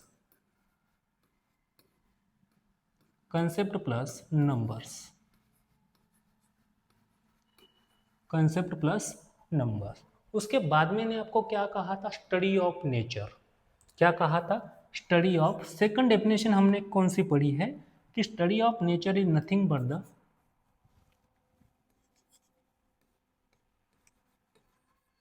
study of nature. Nature बोलो या फिर नेचुरल लॉज बोलो, स्टडी ऑफ नेचर दोनों बात एक ही है। स्टडी ऑफ नेचर और नेचुरल लॉज। नेचुरल लॉज, यानी कि नेचर के जो लॉज होंगे, रूल्स होंगे, उनका स्टडी भी हम कहाँ पर करेंगे? फिजिक्स में करेंगे। और अभी मैंने आपको एक साइंस की लैंग्वेज में डेफिनेशन बताई है, कौन सी है? Study of matter, energy, space, time. क्या कहा है? स्टडी ऑफ फिजिक्स यानी कि क्या होगा? सिंपल स्टडी ऑफ किसका किसका स्टडी यानी कि फिजिक्स होगा भैया। फिजिक्स यानी कि किसका स्टडी होगा? तो सिंपल सी बात कही थी हमने, मैटर का स्टडी यानी कि फिजिक्स होगा। सिंपल मैटर का स्टडी यानी फिजिक्स होगा क्या? नहीं, तो उसके साथ साथ एनर्जी भी होगी। स्टडी ऑफ मैटर, एनर्जी, इसके साथ साथ स्पेस होगा, स्पेस एंड, और क्या होगा? टाइम। क्या होगा? टाइम। इन चारों चीज़ों का स्टडी हम किस में करेंगे? फिजिक्स में करेंगे छोटे भाई। दीदी समझ में आ रहा है? सिंपल मैंने अभी तक आपको क्या कहा है, फिजिक्स एक सिंपल कंसेप्ट है। कंसेप्ट के साथ साथ उसमें क्या है? नंबर्स का गेम है। यानी कि इस दुनिया की सबसे पावरफुल कंसेप्ट यानी कि क्या हो गया आपका? फिजिक्स होगा। Physics is the study of nature, physics is the study of natural laws भी कह सकते हो। उसके बाद मैंने क्या कहा है? Physics is the simple study of matter, energy, space and time. यहाँ तक किसी को कोई प्रॉब्लम नहीं होना चाहिए। उसके बाद मैंने आपको एक क्वेश्चन भी लिया था कि फिजिक्स हार्ड है या इजी है। तो फिजिक्स ना तो हार्ड है ना तो इजी है। ये सिंपल आपके मन का भ्रम है। अगर आप अच्छे से पढ़ाई करते हो तो आपको सिंपल फिजिक्स इजी लगेगा, अगर आप नहीं करते हो तो आपको फिजिक्स ऑब्वियसली हार्ड जाएगा। अब फिजिक्स तो हमने देख लिया है, लेकिन हमें फिजिक्स में पढ़ना क्या क्या है? क्लास 11th में हम कौन से टॉपिक कवर करेंगे? क्लास 11th में हमें क्या क्या पढ़ना है, क्या नहीं पढ़ना है? राइट, ये भी क्वेश्चन आ सकता है। तो सबसे पहले क्लास 11th में जब भी हम स्टार्ट करेंगे तो सबसे पहले वाला चैप्टर होगा हमारा यूनिट एंड मेजरमेंट। कौन सा चैप्टर होगा? Unit and measurement. देखो, टोटल 14 चैप्टर हम क्लास 11th में कवर करेंगे, टोटल 14 चैप्टर हम क्लास 12th में कवर करेंगे, यानी कि लगभग हमारे पास 30 चैप्टर्स होंगे class 11th and class 12th। देखो, फर्स्ट चैप्टर जो होगा आपका unit and measurement, second chapter होगा scalar and vector, third number chapter motion in straight line, fourth chapter motion in plane, Newton's law of motion, gravitation, rotational motion. उसके बाद जो chapter आएंगे आपके वो थर्मोडायनेमिक्स के आएंगे, mechanical property of solid, mechanical property of fluid. ये जो 9 नंबर 10 जो चैप्टर होंगे आपके, ये सभी चैप्टर किसके होंगे? देखो एक बार फिर से बता देता हूँ, आप क्लास 11th में टोटल 14 चैप्टर कवर करने वाले हो। सबसे पहले वाला चैप्टर होगा आपका unit and measurement, second chapter motion in straight line, यहाँ पर उन्होंने एक चैप्टर छोड़ दिया है स्केलर एंड वेक्टर। कौन सा चैप्टर होगा आपका? Scalar and vector. एक चैप्टर है यहाँ पर scalar and vector. First chapter आपको कवर करना है unit and dimension, second motion in straight line, third number motion in plane, laws of motion, work energy power, rotational dynamics, gravitational, mechanical property of solid, mechanical property of fluid and. देखो ये जो total 10 chapter हो गए आपके, इसे हम कहेंगे mechanics section. कौन सा सेक्शन होगा आपका? ये मैकेनिक्स।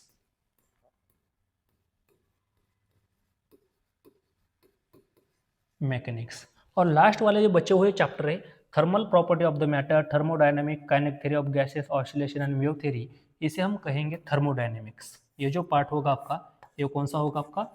थर्मोडायनेमिक्स। थर्मोडायनेमिक्स। और क्लास 12th में जो पार्ट रहेगा आपका, तो क्लास 12th में हम कवर करेंगे इलेक्ट्रोमैग्नेटिक इंडक्शन, एक सेक्शन होगा, और सेकंड जो होगा आपका मॉडर्न फिजिक्स। थर्ड नंबर जो रहेगा ऑप्टिक्स सेक्शन होगा, और लास्ट वाला एक चैप्टर बचेगा आपका सेमीकंडक्टर। यानी कि क्लास 12th में सबसे पहले वाला पार्ट आपका इलेक्ट्रोमैग्नेटिज्म का होगा, सेकंड पार्ट जो आएगा वो आएगा ऑप्टिक्स सेक्शन का, और सबसे लास्ट वाला जो पार्ट होगा वो होगा आपका मॉडर्न फिजिक्स। और एक सेपरेट चैप्टर रहेगा इलेक्ट्रॉनिक का, जिसे हम कहेंगे सेमीकंडक्टर। अब प्रॉब्लम ये नहीं है कि एनसीईआरटी में आपको स्टार्टिंग कहाँ से दिए हुए? Unit and measurement. कहाँ से दिए हुए आपको? यूनिट एंड मेजरमेंट से।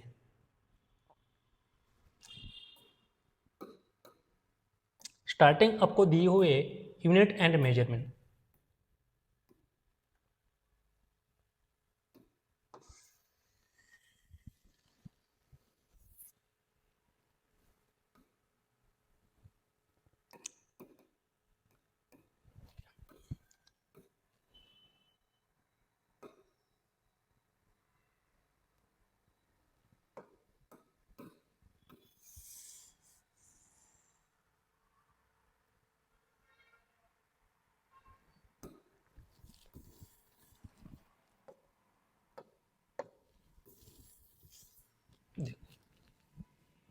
अगर आपने इस कंटेंट को ऑब्जर्व किया तो आपके समझ में आएगा जो भी हमारी क्लास 10 की एनसीईआरटी स्टार्ट होती है, क्लास 11 का जो एनसीईआरटी स्टार्ट होती है, फिजिक्स का जो भी सिलेबस है वो कहाँ से स्टार्ट हो रहा है। सबसे पहले वाला चैप्टर हमारे पास कौन सा है?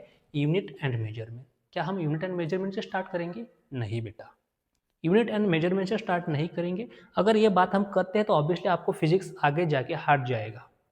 तो फिर फिजिक्स को ईजी बनाने के लिए क्या करना पड़ेगा? तो चलो वो भी बता देता हूँ। सबसे पहले मुझे ये बताओ, मैंने आपको फिजिक्स की एक डेफिनेशन बताई थी। क्या कहा था मैंने आपको फिजिक्स में? फिजिक्स इज द, 4 बार हो गया, फिर से एक बार बता देता हूँ, कोई प्रॉब्लम नहीं। फिजिक्स को हमने सिंपल क्या कहा था? फिजिक्स किसका गेम है? कंसेप्ट प्लस किसका? Concept plus, physics is the game of concept plus number. क्या होगा इसमें? कंसेप्ट प्लस क्या आएंगे? आपके नंबर्स आएंगे। यानी कि कंसेप्ट तो होगी ही होगी, उसके साथ साथ concept plus numbers.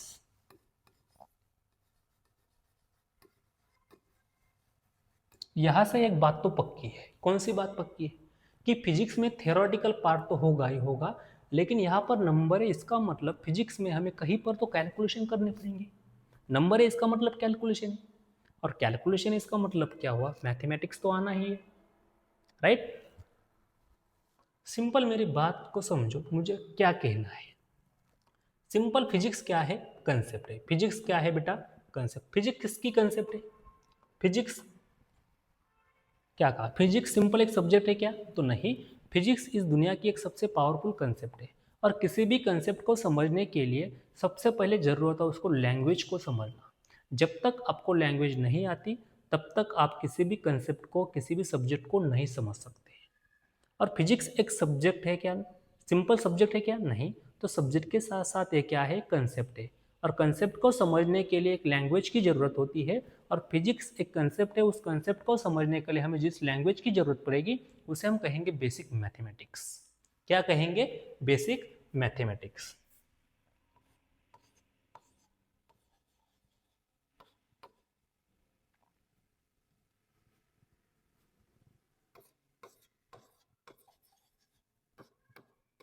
Basic mathematics.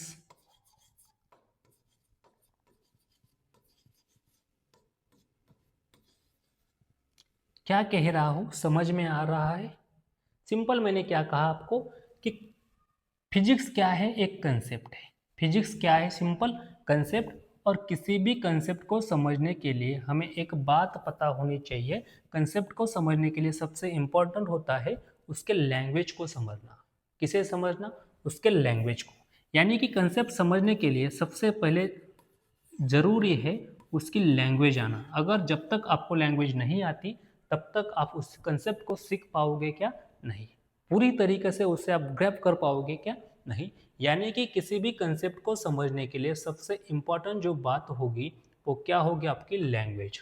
और कंसेप्ट को समझने के लिए लैंग्वेज की ज़रूरत होती है, और फिजिक्स को समझने के लिए जिस लैंग्वेज की ज़रूरत हमें पड़ेगी उस लैंग्वेज को हम क्या कहेंगे? Basic mathematics. क्या कहेंगे? Basic mathematics. फिर से एक बात बता देता हूँ, फिजिक्स हमारे पास क्या है? फिजिक्स सिंपल एक सब्जेक्ट है क्या? नहीं। तो फिजिक्स क्या है? फिजिक्स एक कंसेप्ट है। फिजिक्स एक गेम है नंबर्स का एंड कंसेप्ट का। सिंपल हम ये कहेंगे फिजिक्स क्या है? एक कंसेप्ट है। और किसी भी कंसेप्ट को समझने के लिए हम एक लैंग्वेज की ज़रूरत होती है, और उस लैंग्वेज को हम क्या कहेंगे? Basic mathematics. यानी कि यहाँ से हम ये समझ सकते हैं, जब तक आपको लैंग्वेज समझ में नहीं आएगी तब तक आप कंसेप्ट समझ सकते हो क्या? नहीं। मैंने आप, अगर आपके पास एक शेक्सपियर ला के दिए और आपको कह दिया कि समझ लो इसे, क्या आप समझ पाओगे? नहीं, क्योंकि शेक्सपियर तो पूर्ण किस में लिखी हुई है? इंग्लिश में। अगर आपको इंग्लिश नहीं आती, क्या आप उस किताब को समझ पाओगे? नहीं, क्योंकि आपको लैंग्वेज नहीं आती, उस किताब की जो लैंग्वेज है वो आपको नहीं आती, इसका मतलब आपको वो किताब समझ में नहीं आएगी। अगर आपको फिजिक्स को समझना है, फिजिक्स एक कंसेप्ट है, कंसेप्ट को समझने के लिए एक लैंग्वेज की जरूरत होती है, और उस लैंग्वेज को समझने के लिए, जिस कंसेप्ट को समझने के लिए जिस लैंग्वेज की जरूरत होती है, उस लैंग्वेज को हमने सिंपल क्या कहा है? Basic mathematics. क्या कहा है मेरे भाई? Basic mathematics.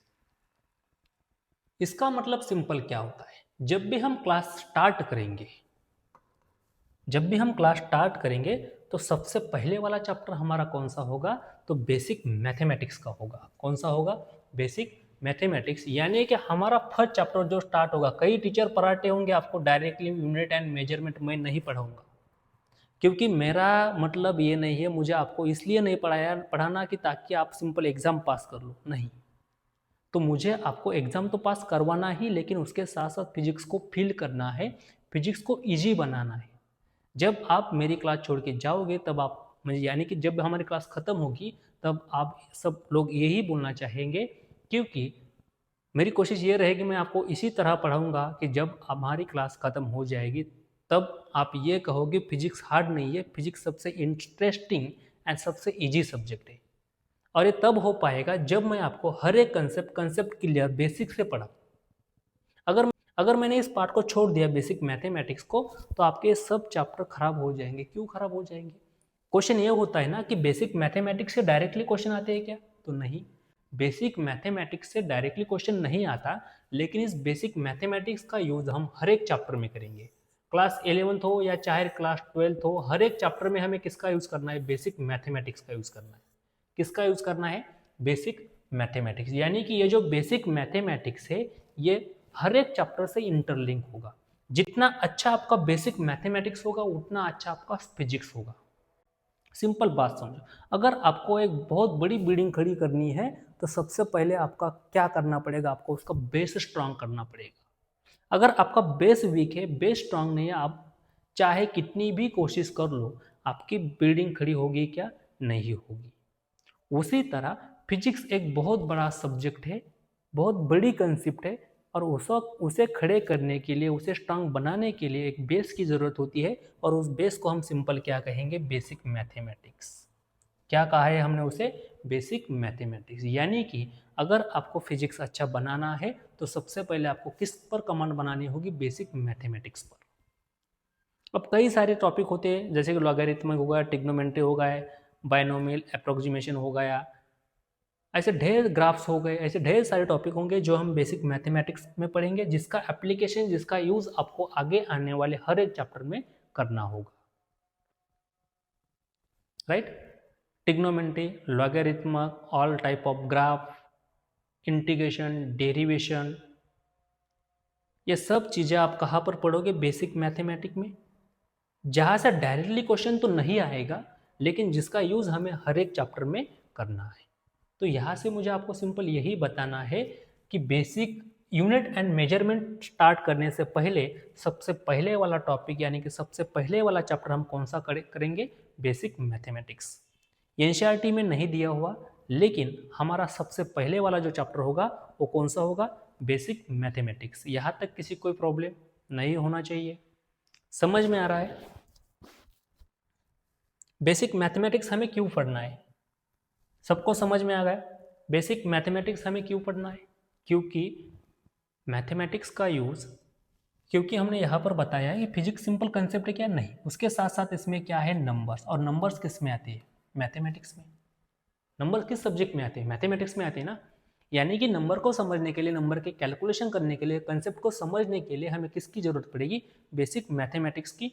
और बेसिक मैथमेटिक्स हर एक चैप्टर से इंटरलिंक होगा। डायरेक्टली क्वेश्चन तो नहीं पूछा जाएगा, लेकिन हर एक चैप्टर में जो कैलकुलेशन आपको करने हैं, उनको अच्छी तरीके से समझने के लिए हमें एक टूल की जरूरत होती है, उसे हम कहेंगे बेसिक मैथमेटिक्स। बस बात खत्म।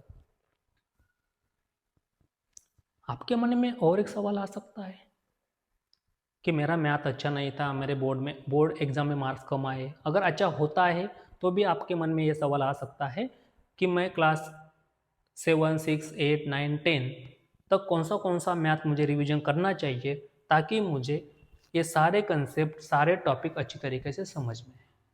तो एक बात समझ ले बेटा, तू मेरे साथ पढ़ाई कर रहा है, मैं तुझे कुछ नहीं बोलूँगी कि तू किताब से ये पढ़ ले, सब कुछ मैं पढ़ाऊँगा। बस सिर्फ बात रही है, मुझ पर ट्रस्ट करो। जो चीज़ें आपको पढ़ाऊँगा, जो कंटेंट आपको प्रोवाइड करूँगा, उसके बाहर कुछ नहीं आएगा। हर एक टॉपिक, हर एक कंसेप्ट, आपकी कंसेप्ट क्लियर हो जाएगी। यहाँ तक कोई प्रॉब्लम नहीं। बेसिक मैथमेटिक्स में आपको क्यों पढ़ा रहा हूँ? क्योंकि ये जो टॉपिक होगा हमारा, ये देखो मैंने आगे थंबनेल भी लगाया हुआ है, ब्रिज कोर्स। बेसिक मैथमेटिक्स को हमने क्या कहा है? Bridge course. अभी ब्रिज कोर्स क्यों कहा? सवाल आ सकता है मन में कि यहाँ पर कोई पुल होगा क्या? नहीं। फिर ब्रिज कोर्स क्यों कहा इसे हमने? ये जो बेसिक मैथमेटिक्स हमने स्टार्ट किया है, सही बात है, आगे आगे जाके हमें कैलकुलेशन करने हैं, उनको सॉल्व करने के लिए हम इसे बेसिक मैथमेटिक्स कहेंगे। लेकिन ऊपर मैंने एक और लगाया है, ब्रिज कोर्स। ब्रिज कोर्स हमने इसे क्यों कहा, तो इसे भी समझेंगे हम थोड़ी देर में। देखो, ये जो आपकी फिजिक्स है, इसमें हमारा सबसे इम्पोर्टेंट रोल होगा आपका मैथ्स का। किसका रोल होगा? मैथ्स का। तो बहुत सारे स्टूडेंट ऐसे होंगे जिनका सवाल ये भी हो सकता है कि हमें कौन सा मैथ रिवीजन करना चाहिए। तो क्लास 10 या क्लास 10 से पीछे वाला जो भी मैथ आपको होगा वो तो आपको आना ही चाहिए, लेकिन उसके साथ साथ क्या होगा? ट्रिग्नोमेट्री का एडवांस होगा, लॉगरिथमिक होगा, बायनोमियल एप्रोक्सीमेशन हो गया, बायनोमियल एप्रोक्सीमेशन हो गया, ऐसे कई, इंटीग्रेशन डेरिव हो गया, इंटीग्रेशन, डिफरेंशिएशन,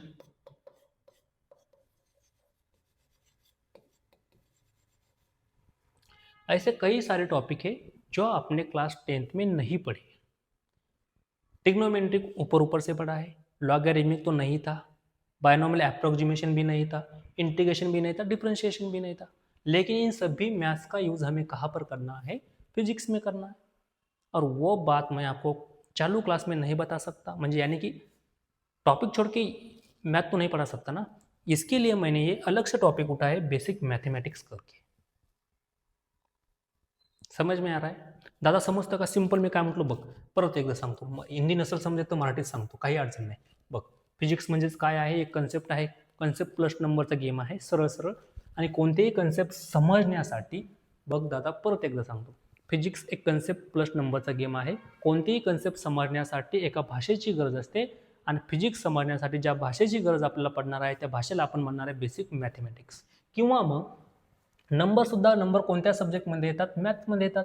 मग नंबरला समजण्यासाठी आपल्याला सर्वात महत्त्वाचं काय आहे? बेसिक मॅथमॅटिक्स आहे। मग प्रश्न असाही पडू शकतो, बेसिक मॅथमॅटिक्स म्हणून डायरेक्टली क्वेश्चन येईल का? नाही। मग डायरेक्टली क्वेश्चन येणार नाही, मग शिकायचं कशाला? क्वेश्चन तर येणार नाही ना। तुम्ही जर का विचारलं मला की सर बेसिक मॅथमॅटिक्समधून डायरेक्टली JEE नीटला क्वेश्चन येईल का, तर माझं उत्तर असेल नाही। मग येणार नाही, मग शिकायचं कशाला? हाही प्रश्न असू शकतो। तर बघ दादा, डायरेक्टली क्वेश्चन येत नाही, परंतु हे काय, जे काही चॅप्टर तुम्हाला दिलेले आहेत त्या प्रत्येक चॅप्टरमध्ये आपल्याला कॅल्क्युलेशन्स करणे आहे, वेगवेगळ्या न्यूमेरिकल सॉल्व करणं आहे। ते न्यूमेरिकल सॉल्व करण्यासाठी सर्वात महत्त्वाचा पार्ट असतो आपला बेसिक मॅथमॅटिक्सचा। म्हणजे ह्याच्यातून डायरेक्टली क्वेश्चन येणार नाही आहे, परंतु कॅल्क्युलेशन करण्यासाठी, कॅल्क्युलेशन इझी करण्यासाठी या बेसिक मॅथमॅटिक्सचा यूज किंवा ॲप्लिकेशन आपल्याला करणं आहे। समजतंय? म्हणजेच बेसिक मॅथमॅटिक्स फक्त पर्टिक्युलर एका चॅप्टरमध्ये आहे का? तर नाही। या ऑल चॅप्टरमध्ये आपल्याला कशाच यूज करायचा आहे? बेसिक मॅथमॅटिक्सचा। कशाच यूज करणार आहे आपण? बेसिक मॅथमॅटिक्सचा यूज करणार आहे। म्हणजे फर्स्ट चॅप्टर जो असणार आपला हा युनिट अँड मेजरमेंट नसणार आहे, तर त्याच्या अगोदर आपण चॅप्टर कोणता घेणार आहे? Basic mathematics. म्हणजे जी स्टार्टिंग करतोय आपण ही कुणाची करणार आहे? बेसिक ब्रिज कोर्स म्हटलेला आहे बेसिक मॅथमॅटिक्सचा। हा जो बेसिक मॅथमॅटिक्सचे जे काही लेक्चर होतील आपले, आपण त्याला एक नाव दिलेलं आहे ब्रिज कोर्स। मग ब्रिज कोर्स का म्हटलं असावं बरं? इथं पूल आहे का? नाही। मग ब्रिज कोर्स का म्हटलेला आहे? ब्रिज कोर्स यासाठी म्हटलेला आहे की क्लास 10th पर्यंत सिलेबस आणि क्लास 11चा सिलेबस यामध्ये म्हणजे भरपूर सारा डिफरन्स आहे, आणि या दोघाला इंटरलिंक करण्यासाठी आपण जो कोर्स तयार केला आहे त्याला काय म्हटलेलं आहे? Bridge course. दोघाला इंटरलिंक करण्यासाठी जो कोर्स आहे त्याला काय म्हटलेलं आहे? Bridge course. मग मॅथमॅटिक्समध्ये फक्त आपण क्लास 10च्या अगोदर झालेले फॉर्म्युले क्लासेस त्यांनाच रिव्हिजन करणार का? तर नाही. ते इंटिग्रेशन, डेरिव्हेशन, ट्रिग्नोमेट्रीचा ॲडव्हान्स पार्ट, त्याच्यानंतर बायनॉमियल ॲप्रॉक्सिमेशन, ग्राफ्स, असे खूप सारे पार्ट्स आहे. परत सांगतो, ट्रिग्नोमेट्री, इंटिग्रेशन, डिफरन्शिएशन, लॉगॅरिथमिक, असे खूप सारे पार्ट्स आहे जे की तुम्ही क्लास 10च्या अगोदर कुठेही शिकलेले नाही, परंतु ज्यांचं ॲप्लिकेशन आपल्या फिजिक्समध्ये करणं आहे. मग सर्वात पहिलं आपलं काम असणार आहे या सगळ्या टर्म आपण अगोदर समजून घेऊयात. म्हणूनच आपण स्टार्ट करतो आहे bridge course basic mathematics for NEET JEE CET class 11. याच्या आहे ब्रिज कोर्स का म्हटलं, याच्यामागचं रिझन मी तुम्हाला सांगितलेलं आहे. मग या ठिकाणी आपण स्टार्टिंग करतो आहे basic mathematics bridge course basic mathematics for class 11 NEET JEE आणि MST CET साठी. मग बेसिक मॅथमॅटिक्स आपण ज्यावेळेस स्टार्ट करणार आहे त्यावेळेस सुरुवातीचे दोन तीन जे लेक्चर असतील ते तुम्हाला बहुतांश जे हुशार विद्यार्थी आहेत त्यांना असं वाटेल की आम्हाला ज्या गोष्टी येतात ह्या सर परत परत सांगताय, जसं की फ्रॅक्शन झालं, इंडायसेस झालं, किंवा त्या समोरचाही पार्ट असू शकतो. पण मला पाटील 5 वर्षाचा शिकवण्याचा अनुभव आहे आणि मला माहिती आहे कोणता विद्यार्थी कुठं अडकू शकतो, त्याला काय येतंय आणि काय येत नाही. बरेच विद्यार्थी असे असतात की ज्यांना वाटतं आपला फ्रॅक्शन येतो, परंतु त्यांना ज्या लेव्हलचं फ्रॅक्शन यायला पाहिजे त्या लेव्हलचं फ्रॅक्शन येत नाही. इंडायसेस येतात, पॉवर माहीत आहे, इंडेक्स माहीत आहे, एक्सपोनंट माहीत आहे, परंतु त्याच्यावरचे क्वेश्चन सॉल्व करता येत नाहीत. म्हणून ज्यावेळेस क्लासेस तुमचे स्टार्ट होतील, पहिला, दुसरा, तिसरा जो क्लास असणार तुमचा, असं समजू नका की हा क्लास आपल्याला येतोय, आपल्याला करण्याची गरज नाही. या गलतफहमीमध्ये जर का तुम्ही राहिले तर नक्कीच तुमचं नुकसान होणार आहे. मी परत एकदा सांगतो, कोणताही विद्यार्थी हुशार नसतो आणि कोणताही विद्यार्थी ढ नसतो. 35-40% पडलेला विद्यार्थीही 90%च्या विद्यार्थ्याच्या समोर जाऊ शकतो. फक्त त्याच्यासाठी एकच गोष्ट करण्याची आहे, प्रॅक्टिस, प्रॅक्टिस आणि प्रॅक्टिस. प्लस जेवढं काही शिकवलं गेलं त्यांचं रिव्हिजन आणि कन्सिस्टन्सी. जर का कन्सिस्टन्सी आहे, रेग्युलर हार्डवर्क करण्याची, मेहनत करण्याची जर का कॅपॅसिटी आहे, तर तो विद्यार्थी नक्कीच एक कोळशापासून हिरा बनू शकतो. तुम्हाला स्वतःला काय बनायचं आहे, काय व्हायचं आहे, या सर्व गोष्टी तुमच्या हातात आहेत. आत्तापासून जर का तुम्ही म्हणायला लागले की इग्नोर करायला काही गोष्टी मला येत आहे, मला नाही करायचं, मी करतो, मी नंतर करतो, आजचा क्लास मी उद्या करतो, तर बेटा होणार नाही. करायचं असेल तर सगळ्या गोष्टी व्यवस्थित प्रॉपर कर, नाहीतर करूच नको. राईट? समजतं सगळ्यांना? काही अडचण नाही? तर उद्यापासून आपण स्टार्ट करतोय ब्रिज कोर्सला. सर्वांनी नक्की क्लास जॉईन करायचे आहेत. यूट्यूबला कम्प्लिटली फ्री क्लास असणार आहे, काही अडचण नाही. सर्वांनी क्लास जॉईन करा, व्यवस्थित अभ्यास करा, आईवडिलांचे स्वप्न पूर्ण करा. तुमच्या सोबतीला मी आहेच. फिजिक्समध्ये काही अडचण आली तर मी नेहमीच तुमच्यासोबत आहे. काही अडचण येऊ द्या, निम्म्या रात्रीच्याला फोन करा, मेसेज करा. तुमचा डाऊट तेव्हा सॉल्व केला जाईल जेव्हा मला टाईम भेटेल. एखाद्या वेळेस कदाचित टाईम नसला तर नाही होणार, पण जेव्हा मला टाईम भेटेल तेव्हा तुमचा डाऊट नक्कीच सॉल्व केला जाईल. काही अडचण येणार नाही. Thank you so much.